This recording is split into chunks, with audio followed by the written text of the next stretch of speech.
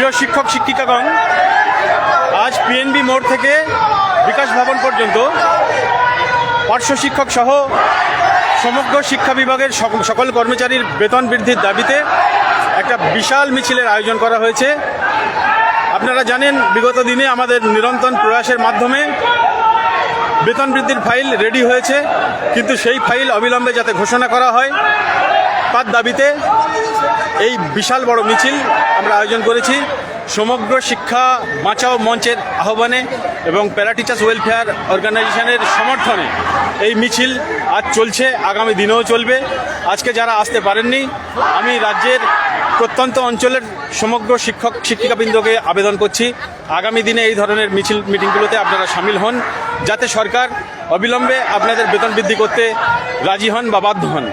আপনারা দেখুন এই মিছিলে কত মানুষ যোগদান করেছে, কত শিক্ষক শিক্ষিকা যোগদান করেছে। আমরা দীর্ঘক্ষণ ধরে মিছিলে হাঁটছি, আগামী দিনেও যদি প্রয়োজন পড়ে আমরা বৃহত্তর আন্দোলনে সামিল হব। আমরা পার্শ্ব শিক্ষক সহ অন্যান্য সেক্টরের বেতন বৃদ্ধির যে দাবি করেছি এবং যে ফাইল তৈরি হয়েছে সরকারি মহলে, সেই ফাইল যাতে অবিলম্বে বাস্তবায়ন হয়, জিও আকারে ঘোষণা করা হয়, তার দাবিতে সোচ্চার হব। আপনারা আগামী দিনে আমাদেরকে সহযোগিতা করবেন। অধিকারের জায়গা থেকে অধিকার ছিনিয়ে নিতে হবে, লড়াইয়ের ময়দান থেকে আপনারা পিছু পা হবেন না। কারণ এতদিন লড়াইয়ের আহ্বান আমরা করিনি, কিন্তু যখন মনে করছি যে সেই বেতন বৃদ্ধির ফাইল কার্যকর করার প্রয়োজন, তার জন্য আমাদের আন্দোলন এবং মিছিলের প্রয়োজন আছে, তখন আপনাদেরকে আমরা আহ্বান করেছি। আপনারা বিগত দিনে যেমন সহযোগিতা করেছেন, আগামী কয়েকটা দিন এইভাবে সহযোগিতা করুন। নিশ্চয়ই আপনাদের বেতন বৃদ্ধি করতে সরকার বাধ্য হবে।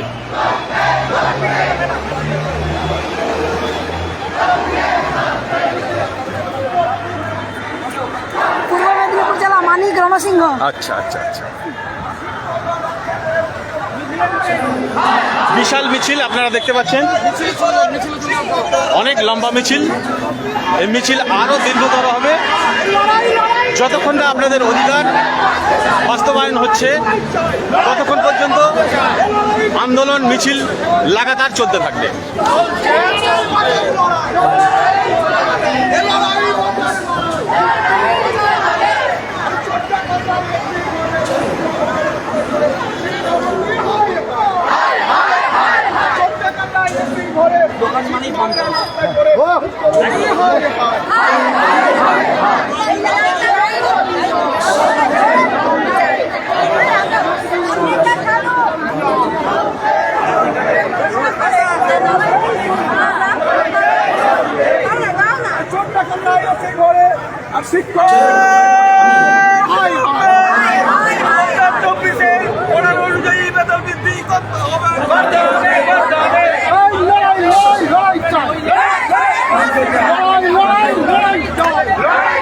পার্শ্ব শিক্ষক কিন্তু এতদিন মনে প্রাণে এই দৃশ্যটাই দেখতে চেয়েছিলেন।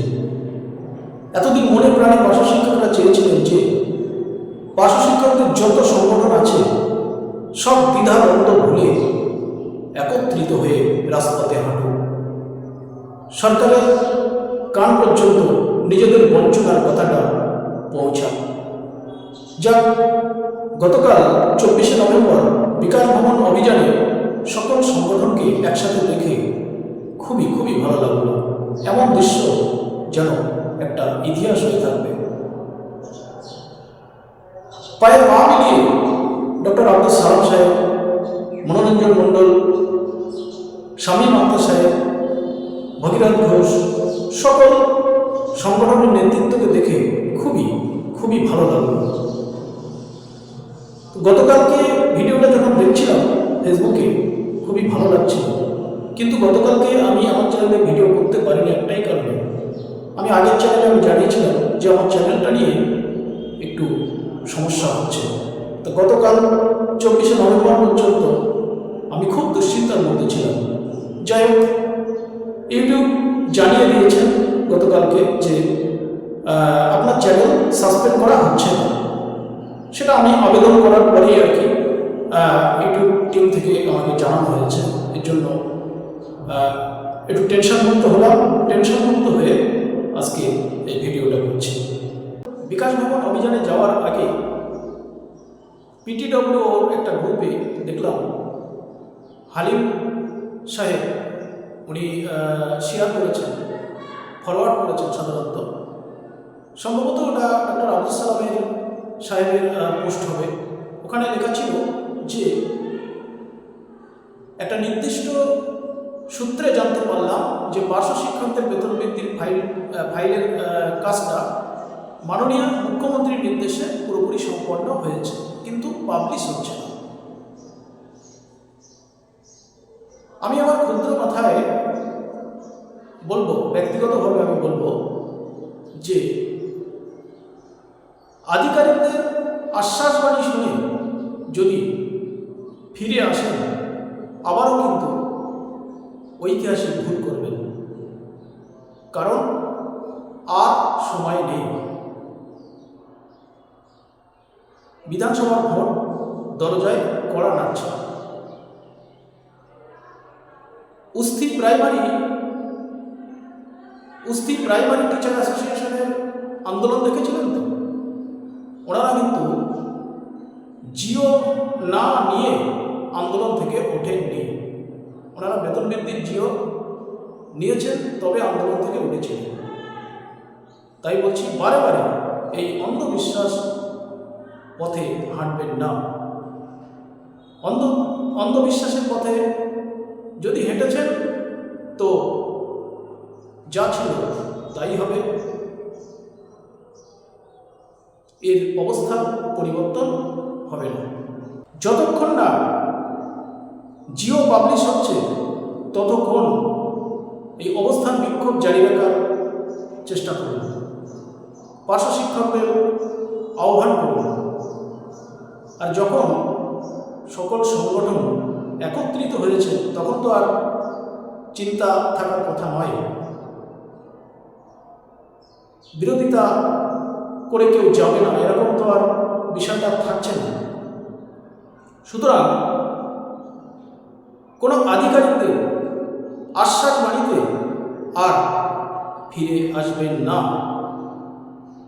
যদি ফিরে আসেন 100% লিখে রাখেন, কোনো কিছু আর হবে না। আর এই যে এত পথে হাঁটলেন, মিছিল করলেন, আন্দোলন হলো, সব বৃথা হয়ে যাবে, সব বৃথা, বেকার হয়ে যাবে সব। তাই এই যে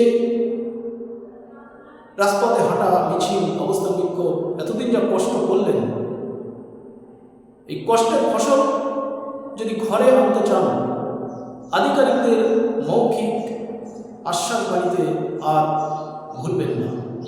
ভুললে 100% লিখে রাখুন, কিছু হবে না।